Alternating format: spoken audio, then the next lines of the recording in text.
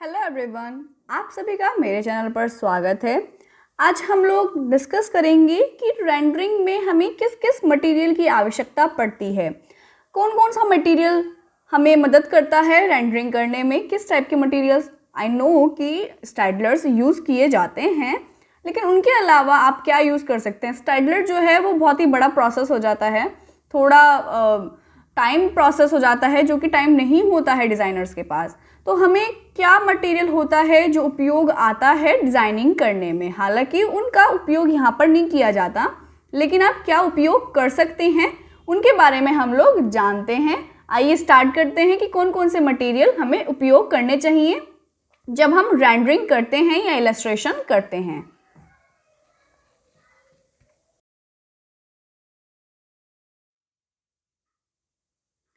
Material use for rendered, यानी कि जब हम रेंडरिंग करते हैं तो किन किन मटेरियल की हमें आवश्यकता पड़ती है उनके बारे में हम डिटेल में जानते हैं। आइए स्टार्ट करते हैं।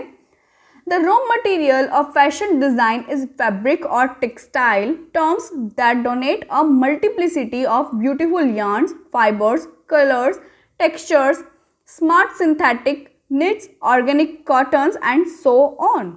जो हमारा रॉ मटेरियल होता है फैशन डिज़ाइनिंग में, जैसे कि फैब्रिक है, टेक्सटाइल है, जो ये टर्म है ये क्या डोनेट करती है, मतलब कि ये क्या कहना चाहती है, ये मल्टीप्लिसिटी ऑफ ब्यूटीफुल yarns के बारे में बात कर रहे हैं। यानी कि जो फाइबर्स होते हैं, कलर्स होते हैं, टेक्सचर है, आपके सिंथेटिक हैं कि निटेड जो फैब्रिक्स होते हैं उनका टेक्सचर है, तो ऑर्गेनिक कॉटन्स का टेक्सचर है, तो इन सब चीज़ के बारे में बात करते हैं रॉ मटेरियल फैशन डिज़ाइनिंग में। यानी कि आपके जो yarns हैं, टेक्सचर जो है फैब्रिक का, उसके बारे में बात की जाती है। Once your drawing accurately depict the silhouette of your fashion design, rendering is the means by which you can convey information about the existing fabric choices that help to make an outfit unique. जब आप drawing करते हैं, जैसे कि मैंने आपको अपनी पिछली वीडियो में भी बताया था कि जब हम ड्राइंग करते हैं, रेंडरिंग करते हैं, तो ऐसा कोई ज़रूरी नहीं होता कि हमें डिटेल में ही डिस्क्राइब करनी है किसी भी चीज़ को। नहीं, ऐसा कोई ज़रूरी नहीं है। सिर्फ इतना डिस्क्राइब करना चाहिए, इतनी डिटेलिंग डालनी चाहिए अपने उस सैंपल में जितनी आवश्यकता हो, जितना सामने वाला पर्सन समझ सके कि आप कौन सा टेक्सचर ले रहे हैं, यानी कि कौन सा फैब्रिक टेक्सचर है आपका, आप प्रिंट कौन सा उपयोग करने वाले हैं, क्या प्रिंट होगा उस फैब्रिक का। सिर्फ इतना काफ़ी है, ज़्यादा डिटेलिंग नहीं करनी होती कि आप उसमें वीव भी दिखा रहे हैं, ट्विल है, प्लेन है, या कौन सी वीव है, आपने थ्रेड कौन सा लिया है। तो इतना कुछ डिटेल में नहीं डिस्क्राइब करना होता, सिर्फ जो हाईलाइटेड वर्क होता है उसको डिस्क्राइब करना होता है। जो सिलुएट होते हैं, यानी कि जो एक तरीके की शैडो जो होती है, उसको डिस्क्राइब करना होता है कि वो एक्चुअली दिखेगी कैसे। इस टाइप के आपको रेंडरिंग करनी होती है। Taking the time to accurately match colour, capture texture, convey light and shadow and display drape and important design details will produce a rendered illustration that is effective and visually compelling. जैसे कि अगर आपको जो आपकी rendering होती है वो बिल्कुल एग्जैक्ट करनी होती है, पर इतनी डिटेल में नहीं करनी होती कि आप भी कंफ्यूज हो जाए और सामने वाला पर्सन भी, आप जिसको दिखा रहे हैं, जिसको प्रेजेंट कर रहे हैं, वो भी कंफ्यूज हो जाए। लेकिन इतना होना चाहिए कि अच्छे से समझ में भी आए कि आपने एक्चुअली टेक्सचर लिया क्या है, आप क्या कैप्चर करके आए हो, आप कलर्स कौन से उपयोग कर रहे हो। ऐसा ना हो कि एक्चुअल फैब्रिक का कलर दूसरा है और आपने जो कलर प्रेजेंट किया है वो कलर दूसरा है, तो ये चीज़ ना करें।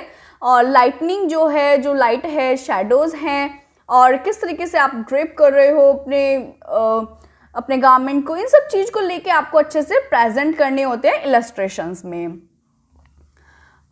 The tools you use for this important task are key, कि आप टूल्स क्या यूज़ कर रहे हो अपने इन इलस्ट्रेशंस के लिए, अपने इन रेंडरिंग्स के लिए, वो बहुत ज़्यादा इंपॉर्टेंट होता है। क्योंकि अगर आपके जो मटेरियल है वो अगर आपका अच्छा है तो ऑब्वियसली चीज़ है कि जो आप ड्रॉ करना चाहते हो वो भी अच्छा होगा। क्योंकि कई बार क्या होता है, कलर्स में डिफरेंस आ जाता है कि आप एक्चुअल कलर क्या चाह रहे हो और एक्चुअल में जो कलर है वो क्या निकल के आ रहा है, तो दोनों में डिफरेंस हो जाता है। तो वो चीज़ नहीं होनी चाहिए, जो आप सोचते हो वही कलर आपको यूज़ करना होगा। तो वो किस तरीके से यूज़ करोगे, क्या मटेरियल आपको यूज़ करना होगा, वो चीज़ इसलिए जो है वो बहुत ज़्यादा इम्पॉर्टेंट करती है आपके वर्क में। Markers are the most versatile and effective media for rendering fashion illustration. जो फैशन इलस्ट्रेशन को जब हम ड्रेपिंग करते हैं, जब डिज़ाइन करते हैं, उसके गारमेंट को हम प्रेजेंट करते हैं, तो वो मार्कर्स के थ्रू करेंगे ना, तो वो बहुत ही ज़्यादा सुंदर और ब्यूटीफुल दिखेगा। सबसे बड़ी चीज़ कि आपका टाइम वेस्ट नहीं होगा, आप बहुत जल्दी वर्क कर लेंगे। नॉर्मली मैं जो करती हूँ, मैं अपनी बताती हूँ, मैं जो करती हूँ रेंडरिंग, उसमें मैं पहले वाटर कलर्स यूज़ करती हूँ, देन आफ्टर उसमें हाईलाइटिंग के लिए मैं उसमें स्टाइडलर्स और कलर्स पेन्स यूज़ करती हूँ, जो कि बहुत बड़ा प्रोसेस हो जाता है, बहुत लंबा प्रोसेस हो जाता है, इतना टाइम नहीं हो पाता है कि मैं उसको कर लूँ। इसलिए थोड़ा सा हाथ जो है वो मैं पीछे भी करने लगी हूँ फैशन से। लेकिन अगर मैं मार्कर्स यूज़ करती हूँ तो मेरा टाइम उतना ही जल्दी बच जाता है। क्यों? क्योंकि मुझे इतना कुछ करना ही नहीं होता। अब मार्कर्स भी हमारे कई कई प्रकार के आते हैं, कौन कौन से मार्कर का क्या क्या यूज़ है और किस तरीके से हम उसको उपयोग कर सकते हैं वो हम जानते हैं, वो अभी नहीं बताऊंगी आप लोगों को। They are clean, portable and efficient to use and therefore are the choice for most designers at work।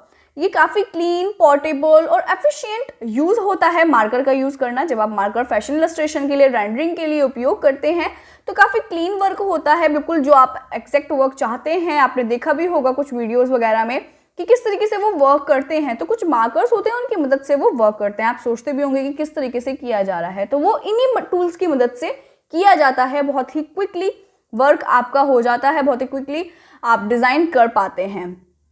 तो बहुत ही अच्छी चॉइस होती है जो मार्कर को चूज करता है। Quality brand markers dispense and alcohol based ink that is wonderful, intense but non toxic. जब आप ब्रांडेड क्वालिटी के अच्छी क्वालिटी के आप मार्कर्स यूज करते हैं तो वो बहुत ही ज़्यादा जो अल्कोहल बेस होते हैं उस टाइप के बने होते हैं। जो उनकी इंक होती है उसमें थोड़ा सा अल्कोहल होता है। जैसे कि आपके परमानेंट मार्कर्स होते हैं तो आप उनमें देखते होंगे कितने फाइन होते हैं, कितना अच्छा वर्क करते हैं, लेकिन उसमें थोड़ा सा अल्कोहल मिला होता है थोड़ा स्मूथनेस के लिए। तो इसी प्रकार के ये आपके जो मार्कर्स होते हैं इनमें भी ऐसा ही होता है। You can render anything with markers but they work specially well when combined with other media. ये अच्छे से वर्क करते हैं मार्कर, लेकिन अगर आप इसको अलग अलग मीडिया के मदद से इसको यूज़ करेंगे तो और भी ज़्यादा अच्छा सा ये वर्क दिखा पाएंगे। They can even go over printer toner without smudging. ये एक प्रिंटर टोनर यानी कि अच्छे से टोन देते हैं, जहाँ आपको लाइट शेड देना है, डार्क शेड देना है, वो चीज़ भी बहुत अच्छे से करते हैं। क्योंकि ये जो स्मज करना होता है, हमें कुछ एरियाज़ में स्मज करना होता है, मिक्स करना होता है थोड़ा सा कॉम्बिनेशन दिखाने के लिए, तो वो चीज़ भी बहुत अच्छे से हो जाती है इसमें। और on top of gouache to add shadow और अदर डिटेल्स। तो आप गॉचे कलर्स होते हैं उनकी मदद से आप उस चीज़ को कर सकते हैं। The main choices you need to make are what brand और brands and what colours you want to purchase. तो सबसे इंपॉर्टेंट चीज़ जो होती है इलस्ट्रेशन में और रेंडरिंग में वो ये होती है कि आप कौन से ब्रांड का यूज़ कर रहे हैं, आपने ब्रांड क्या लिया। क्योंकि मार्कर्स तो होते हैं अच्छे, लेकिन ब्रांड भी तो डिपेंड करती है उतनी कि आपके ब्रांड कितने अच्छे होंगे। तो हाँ, ब्रांड आप कौन से ले रहे हो, कौन से मार्कर से आप वर्क कर रहे हो, वो भी उतना ही डिपेंड करता है कि जितना आपके थॉट्स पे डिपेंड करता है कि आप क्या सोच रहे हो। The good marker brands are well compatible with each other. हर एक मार्कर की अलग अलग क्वालिटी होती है, हम किसी भी मार्कर को कंपेयर नहीं कर सकते हैं, बट इतना ध्यान रखें कि हमेशा गुड क्वालिटी के प्रोडक्ट्स ही आप लोग परचेज करें। क्योंकि अगर एक बार पैसा खर्च कर ही रहे हैं तो अच्छी चीज़ पे खर्च कीजिए।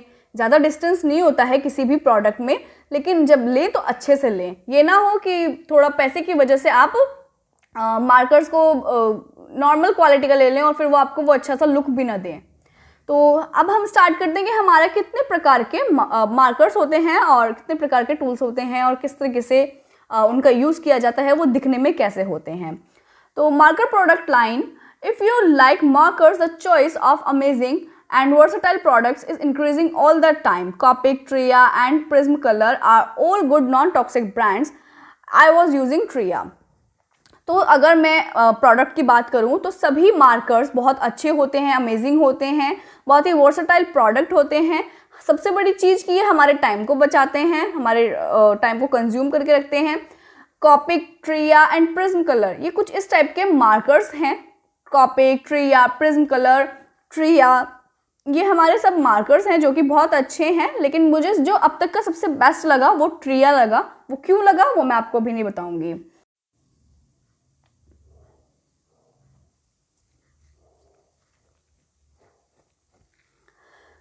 तो फर्स्ट आती है हमारी कॉपिक रिफिल्स एंड मार्कर्स। तो कॉपिक रिफिल कैसे होते हैं, ये देखिए, ये तो हैं हमारी कॉपिक रिफिल्स और ये हैं हमारे कॉपिक मार्कर्स। यानी कि जो हमारे कॉपिक मार्कर्स हैं उनकी ये रिफिल्स हैं। जैसे कि आपके हाइलाइटर्स होते हैं, ग्रीन, रेड, पिंक, इस तरह के कलर्स आते हैं, इसी प्रकार के ये भी हमारे कॉपिक जो मार्कर्स होते हैं वो होते हैं।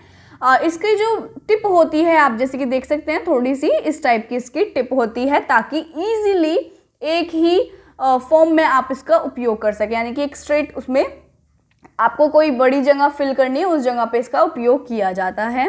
The कॉपिक system from Japan is specially user friendly because it is well labelled by name and number. तो ये काफ़ी फ्रेंडली लगती है क्योंकि इसका नेम और जो इसका लेबल है वो बहुत ही ज़्यादा फ्रेंडली लगता है नंबर में, और इसकी जो सैचुरेशन है उसकी सैचुरेशन इंडिकेट करती है, and is organized in colour families. इसकी कलर फैमिलीज़ हैं, यानी कि इसके कलर्स हम लोगों को इतने पसंद आते हैं कि हमारी आइज़ डिस्ट्रैक्ट होती ही नहीं है। क्योंकि कई बार जो कलर्स होते हैं, कलर पे डिपेंड करता है कि आपके कलर्स क्या क्या आ रहे हैं। कई बार कलर्स जो होते हैं वो बहुत ज़्यादा आँखों में चुभते हैं। कुछ कलर्स होते हैं कि सेम कलर्स होते हैं लेकिन थोड़े से कुछ आँखों को अच्छे लगते हैं, कुछ नहीं लगते। जैसे पिंक के कई सारे शेड्स आते हैं, सिर्फ पिंक की बात कर रही हूँ मैं। पिंक में भी लाइट और थोड़ा बहुत ही स्मूथ सा सॉफ्ट टेक्सचर वाला आता है। तो पिंक के कई सारे शेड्स आते हैं। अब मैं कौन से टेक्सचर की बात कर रही हूँ वो मैं आपको नहीं बता सकती, यहाँ पर वीडियो में आपको नहीं प्रेजेंट कर सकती। बट हाँ, जो टेक्सचर्स होते हैं सभी पेन्स के, मार्कर्स के, सबके डिफरेंट डिफरेंट होते हैं। तो जैसे कि आप इसमें देख सकते हैं, इसमें कलर्स भी कितने प्यारे हैं, सुंदर से। Green colour, parrot green colour, आपका ब्लू, येलो, पिंक, ब्राउन, और कितने प्यारे से कलर्स हैं। और ये जब चलते हैं ये बिल्कुल ट्रांसपेरेंट से लगते हैं। जब इनको यूज़ किया जाता है तो बिल्कुल ट्रांसलूसेंट से होते हैं। यानी कि इनका जो टेक्सचर होता है बहुत ज़्यादा सॉफ्ट होता है, स्मूथ होता है, इसलिए इसको कलर फैमिलीज़ बोला गया है। ये कलर्स जो हैं इसके बहुत ही फैमिलियर होते हैं। इसमें जो कलर्स होते हैं वो 310 वेराइटी आते हैं, ऑप्शंस जो आते हैं वो 310 कलर्स आते हैं, including multiple skin tones of varying shades and 4 different system of greys. इसमें कुछ स्किन टोन्स भी होती हैं। स्किन टोन्स के जो शेड्स होते हैं, जैसे आपके स्टैडलर में आते हैं कई सारे शेड्स होते हैं, उसमें हमारे अराउंड 400 समथिंग शेड्स होते हैं। तो लेकिन और इसमें हमारे 310 होते हैं, लेकिन सभी बहुत ज़्यादा फेमिलियर होते हैं। उसमें हमें आप थोड़ा बहुत स्टैडलर यूज़ कर सकते हो बाद में, लेकिन ये है कि स्टैडलर से अगर आप वर्क करते हो तो बहुत ज़्यादा टाइम लगता है हर चीज़ को करने में, और टाइम इतना किसके पास होता है। तो इसलिए हम मार्कर्स का उपयोग कर सकते हैं, वो भी उतना ही अच्छा वर्क देते हैं जितने हमारे स्टैडलर्स देते हैं। All the colours come in refillable markers and color refills, and the refills do not leak if the cap is not on tight। अगर आपकी इसके साथ हर एक कॉपिक मार्कर के साथ आपकी कॉपिक रिफिल्स आती हैं, हर एक मार्कर के साथ उसकी एक रिफिल आती है।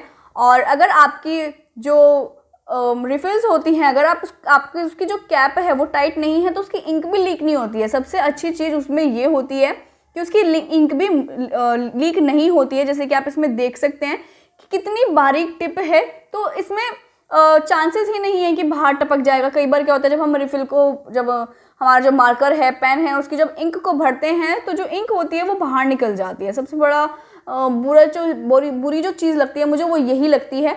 लेकिन इस मार्कर, इनकी जो रिफिल्स होती हैं इसमें बहुत अच्छा लगा। तो ये हमारे कुछ मार्कर्स होते हैं इस टाइप के। All the colours come in refillable markers and colour refills, and the refills do not leak if the cap is on tight. The caps on both refills and markers indicates the color, and a gray line tells you which nib is wonderful brush tip, which is all I ever use। इनकी जो refills होती हैं वो भी बहुत अच्छे से indicate करती हैं। इसमें सबसे बड़ी चीज़ की ट्रांसपेरेंट से होता है, उसका कलर भी दिखाई देता है कि कौन सा कलर का है, तो आप कंफ्यूज भी नहीं होंगे कि कौन से कलर का कौन सा रिफिल है। A variety of replace tips is available.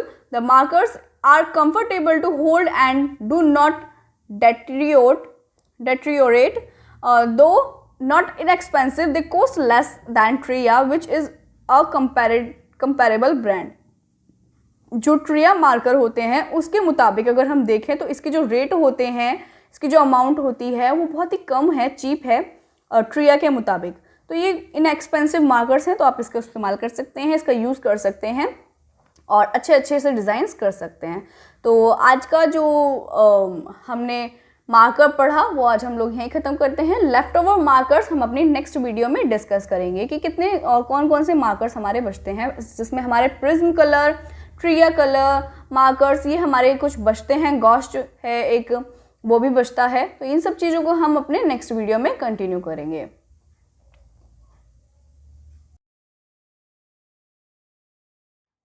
तो आई होप कि आप लोगों को मेरी वीडियो पसंद आई है, लेकिन फिर भी आपको कोई क्वेरी है, कोई क्वेश्चन है जो आप मुझसे पूछना चाहते हैं, तो मेरी वीडियो के नीचे कमेंट सेक्शन ओपन रहता है, आप वहाँ पर जाके मुझे कमेंट करके भी पूछ सकते हैं। अदरवाइज नीचे एक डिस्क्रिप्शन बॉक्स होता है जिसमें जाके आप देखेंगे कि वहाँ पर मेरी इंस्टा आईडी का लिंक मैंने शेयर किया हुआ है। अदरवाइज़ मैं वीडियो में भी साथ के साथ शेयर करती हूँ अपनी आईडी का नेम, जिस नेम से मेरी आईडी होती है। आप वहाँ से भी नेम लेके आप एंटर करेंगे तब भी मेरी आईडी खुल जाएगी। अदरवाइज़ नीचे लिंक तो होता ही है, उस पर एकदम क्लिक करेंगे तो आईडी मेरी खुल जाएगी। आप वहाँ पर जाकर मुझसे कोई भी क्वेश्चन या किसी भी तरह की आपको क्वेरी है वीडियो से रिलेटेड या उस कंटेंट से रिलेटेड, आप मुझसे ईजिली पूछ सकते हैं। तो आई होप कि आपको वीडियो अच्छी लगे और समझ में आए, और जो भी क्वेरी हो वो आप मुझसे ईजिली पूछ सकते हैं। So thank you. आप मेरी वीडियो को लाइक, शेयर और सब्सक्राइब ज़रूर करना मेरे चैनल को। Bye bye.